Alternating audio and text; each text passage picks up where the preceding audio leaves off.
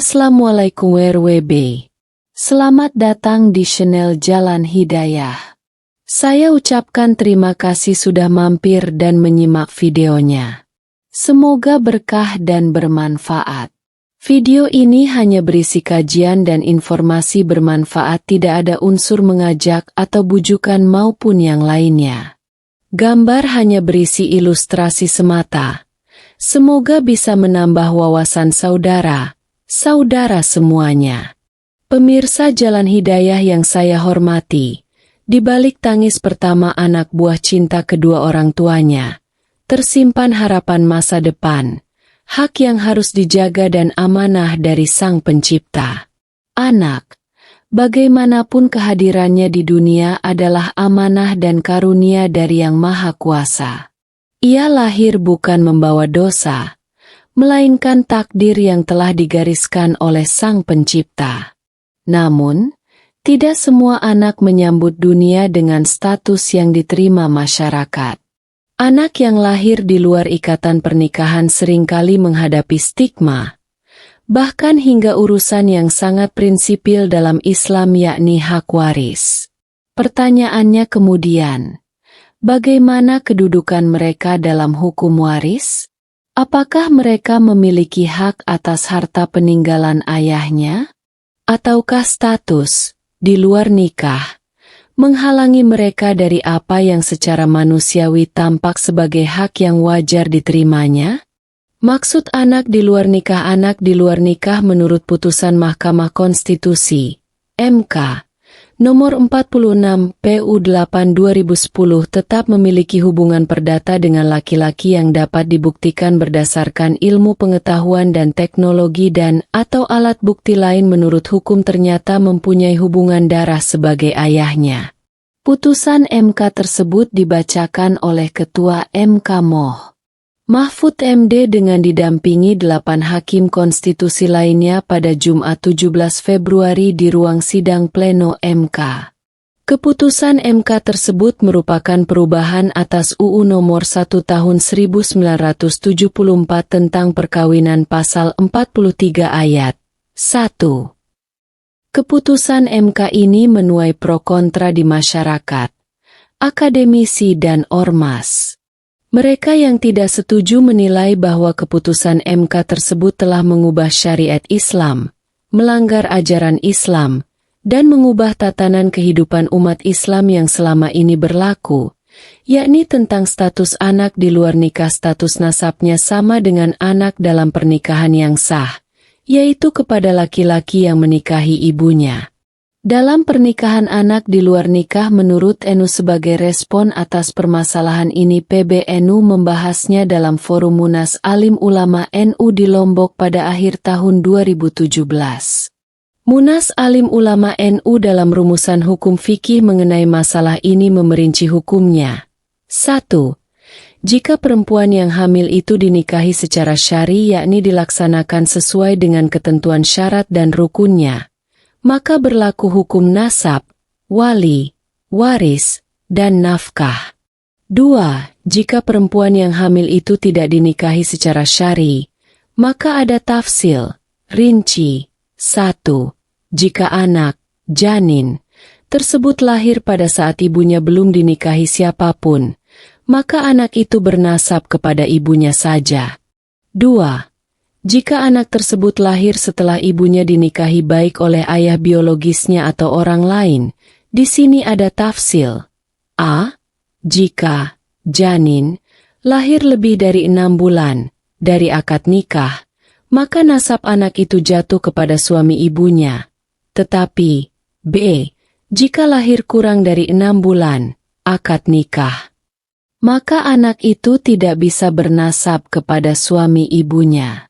Jawaban tersebut didasarkan pada penjelasan Imam Al-Mawardi dalam Al-Hawi Al-Kabir, Beirut, Darul Kutub Al-Ilmiyah, 1994, Juz 8, halaman 162.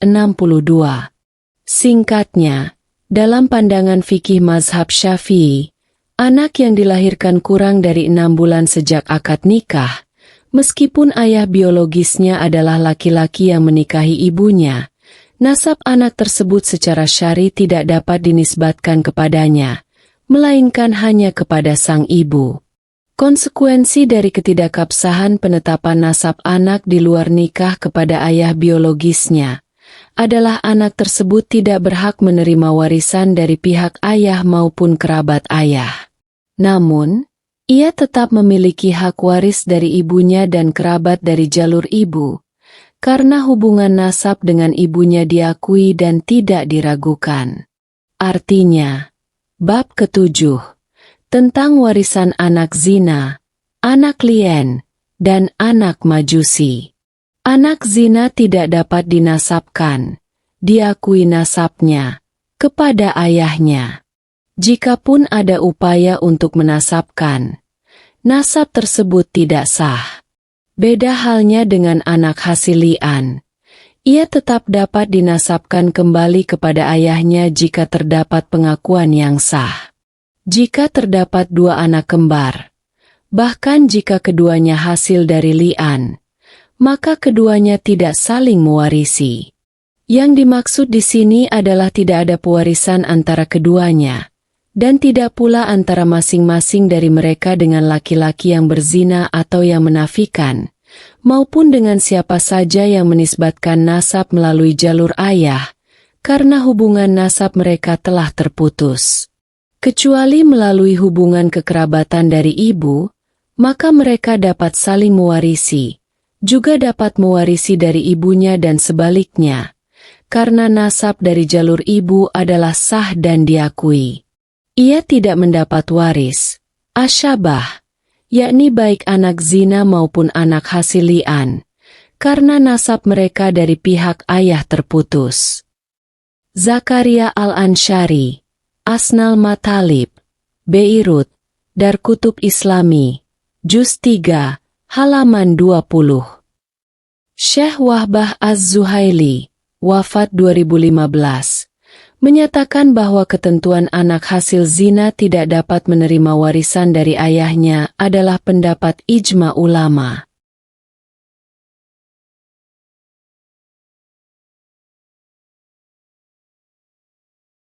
Artinya, setiap anak zina dan anak li'an mereka tidak saling mewarisi dengan ayahnya maupun kerabat dari pihak ayah, berdasarkan ijma. Mereka hanya mewarisi melalui jalur ibu saja. Hal ini karena nasab dari pihak ayah terputus, sehingga ia tidak dapat mewarisi dari jalur tersebut.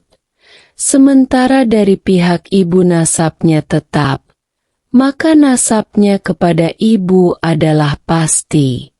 Sebab, syariat tidak mengakui zina sebagai cara yang sah untuk menetapkan nasab, dan karena anak hasil li'an juga tidak ditetapkan nasabnya kepada ayah.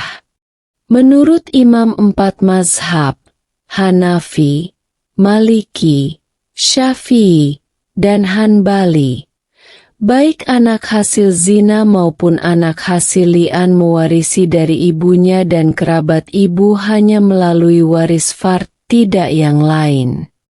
Begitu pula, ibu dan saudara-saudara ibu dapat mewarisi dari anak tersebut juga hanya melalui waris fard. Karena hubungan anak ini dengan ibunya adalah hubungan yang pasti dan tidak diragukan. Al-Fiqhul Islami wa Adillatuhu, Juz X, halaman 7905. Penjelasan di atas didasarkan pada hadits Nabi Shallallahu Alaihi Wasallam. Artinya, siapapun laki-laki yang berzina dengan seorang perempuan merdeka ataupun budak, maka anak yang lahir adalah anak zina. Ia tidak mewarisi dan tidak diwarisi. Hair Tirmidzi. Walhasil, anak yang lahir di luar nikah, dalam arti lahir kurang dari 6 bulan setelah pernikahan yang sah, secara nasab tidak dapat dikaitkan kepada ayahnya, melainkan hanya kepada ibunya. Konsekuensinya, anak tersebut tidak memiliki hak waris dari ayahnya. Ia hanya berhak mewarisi dari ibunya atau dari kerabat pihak ibu. Dua cara anak di luar nikah mendapatkan harta ayah biologisnya. Meskipun demikian, masih ada kemungkinan bagi anak tersebut untuk memperoleh bagian dari harta ayahnya melalui dua cara. 1. Hibah yang diberikan secara langsung oleh ayahnya semasa hidup. Atau 2. Wasiat wajibah, yaitu wasiat yang diberikan kepada orang tua atau kerabat yang terhalang dari hak waris karena suatu sebab. Wasiat wajibah sebenarnya bukan merupakan pendapat mayoritas ulama.